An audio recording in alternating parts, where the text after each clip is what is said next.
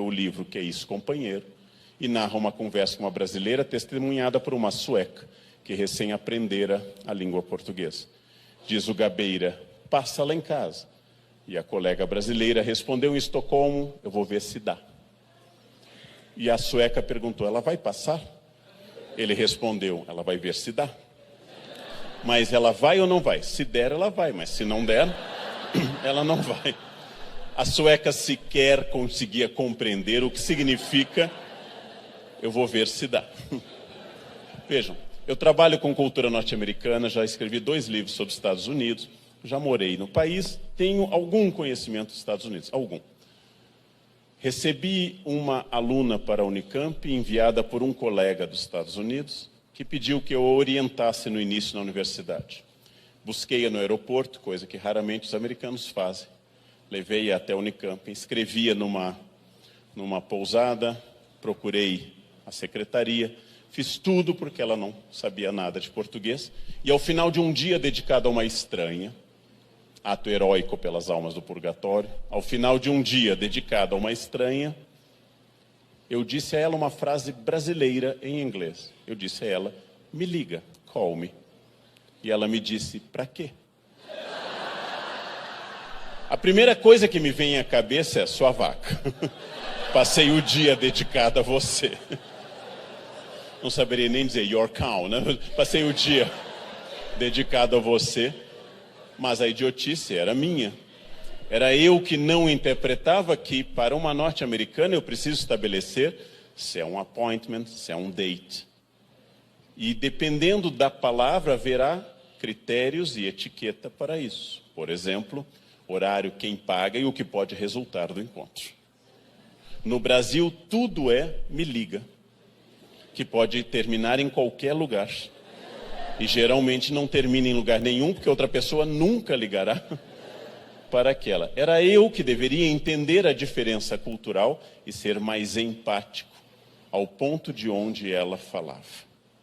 A história da humanidade é feita através de uma recusa do outro, que vai se tornando conscientemente uma antipatia ou uma simples blindagem, uma cegueira diante de todas as pessoas.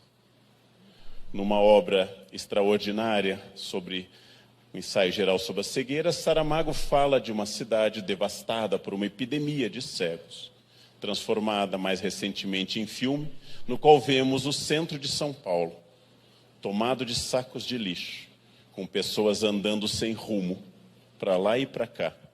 Essa distopia do Saramago, essa não utopia, é a descrição do centro de São Paulo até hoje.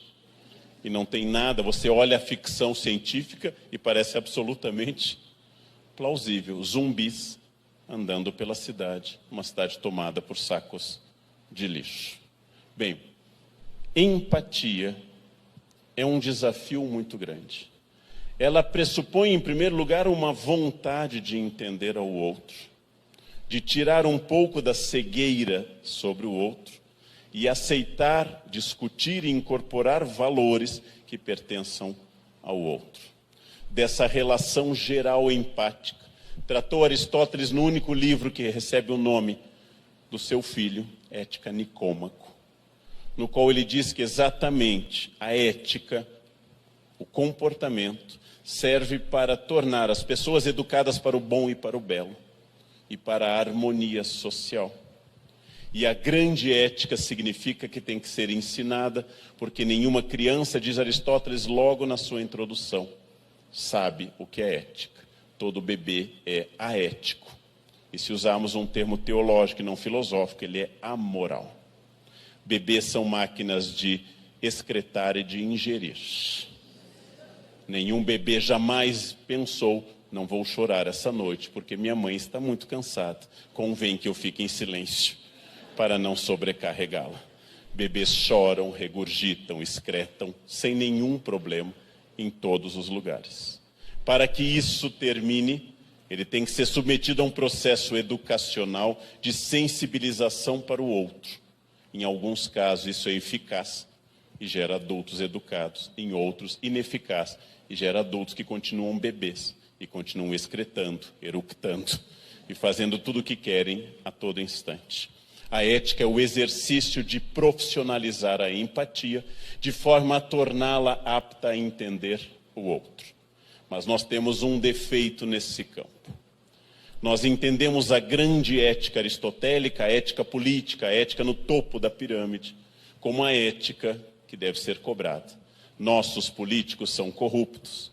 O Brasil é governado por uma elite de canalhas que rouba a pátria e ainda debocha da nossa indignação. Mas nós temos uma dificuldade estrutural de perceber a pequena ética também prevista por Aristóteles, que leva um nome simpático, e essa pequena ética é a mais empática de todas, e ela se chama etiqueta. Etiqueta é a percepção do outro no espaço imediato. Etiqueta não é saber onde eu colocarei garfos e facas. Isso é frescura de classe média emergente. Etiqueta não é onde vai o guardanapo.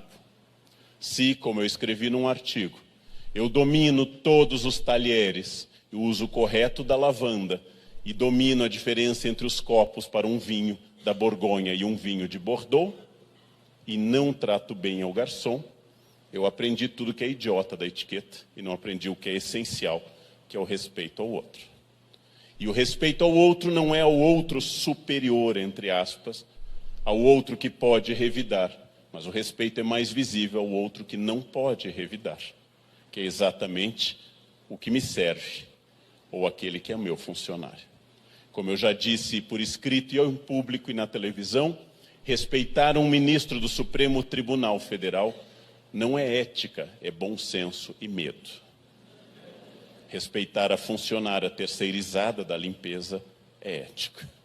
Respeitar um homem de 2,10 metros, faixa preta em 3 modalidades, não é ética, mas é zelo pelo princípio de Newton, massa maior contra massa menor. Respeitar o cadeirante, a gestante e o idoso é ética. Ou seja, ética para as grandes relações humanas que envolvem o bom e o belo, aristotelicamente, e etiqueta para as pequenas relações. Aristóteles não diz, mas eu vou aplicar um pouco a teoria de Spinoza e vulgarizá-la um pouco. Etiqueta envolve 4 fórmulas mágicas, fundamentais, com a qual eu resumo toda a questão do espaço do outro. Com licença, por favor, me desculpe e muito obrigado. Usando essa forma do pronome oblíquo na frente, me desculpe, com perdão aos que forem puristas gramaticais, porque é assim que nós falamos no Brasil, que somos um país tão rico que temos 2 línguas, uma para escrever e outra para falar, como diz Mário de Andrade, no Macunaíma. Bem, com licença significa eu não sou o senhor do espaço, eu não sou um buraco negro que absorve até a luz. Com licença significa que você não é obrigado a abrir caminho, como se eu fosse um papa andando num leito e as pessoas abrindo caminho para a sua santidade. Por favor, porque você não tem nenhuma obrigação comigo. Porque você não é obrigado a fazer nada para mim. Por isso, o pedido de por favor é o reconhecimento que seu gesto é uma concessão sua. Muito obrigado, porque tudo que você me oferece é sinal da sua gentileza. E eu não mereço nada. Porque, como diz o Hamlet para Polônio na peça do Shakespeare, quando Polônio diz, tratarei aos atores como pessoas, de acordo com a sua dignidade, o Hamlet diz, não faça isso, porque se fôssemos tratados de acordo com a nossa dignidade, todos apanharíamos até a morte. Não os trate de acordo com a sua dignidade, mas os trate como pessoas boas, como espelho da sua época. Com licença, por favor, muito obrigado e, por fim, essencial, nessa forma proclítica, me desculpe. Porque eu sou falho, porque errar é humano, porque errar nos define como seres humanos, e a todo instante eu, Leandro, erro. E tomando de um ponto de vista estritamente técnico, aquilo que eu faço há mais tempo que é andar, segundo minha mãe, desde os 11 meses, eu ando, quer dizer, faz quase 52 anos que eu sei andar e pratico diariamente em diferentes modalidades, corrida, engatinhar, andar simples, e eu ainda tropeço. É sinal de que aquilo que eu mais pratico há mais de meio século, eu ainda erro. E errando, eu me torno necessariamente a prova de que errar é humana. Por isso que me desculpe, é o mantra da humanidade. Me desculpe significa eu não percebi que fui grosseiro, eu falhei com a sua confiança, eu quebrei a nossa afetividade, eu lhe traí, ou simplesmente fui um canalha. Então, me desculpe, eu vou tentar de novo. E como no ato de contrição católico, prometo me emendar e nunca mais tornar a vos ofender. É um desejo que vai fracassar na tarde daquele dia, mas é um desejo. É o desejo que me humaniza. Nada pior do que alguém perfeito, porque em latim perfectum, feito até o fim. Perfectum. O único ser humano perfeito é o que morre, porque ele fez a sua existência até o fim. Antes da morte, eu ainda tenho chance de aperfeiçoamento, de ser aquele neologismo que Rousseau utiliza em Genebra, ser perfectível e não perfeito. Ser passivo de mudança, perfectível. Como profissional, como dentista, como professor, como médico, como funcionário, eu sou perfectível. Eu posso mudar. E eu, Leandro, estou aqui hoje não porque eu seja perfeito, mas exatamente porque eu cometi erros brutais. E fui corrigindo, tentando melhorar. E hoje sou menos ruim do que há alguns anos, porque eu errei mais. É isso que me torna uma pessoa experiente. Eu errei mais. É isso que me torna uma pessoa melhor. Eu fui mais povoado de acidentes do que um jovem. Por isso que eu sei mais do que um jovem que está começando a dar aula. Porque eu, em muitos momentos, soube menos. Eu sou perfectível. E este é o primeiro ponto da empatia. Reconhecendo que eu sou perfectível. Reconhecendo que eu não estou pronto. Reconhecendo que eu, Leandro, tenho muita coisa pela frente necessariamente. Eu me torno identificado com a humanidade que erra. Há uma justificativa moral muito comum no Brasil. Moral não é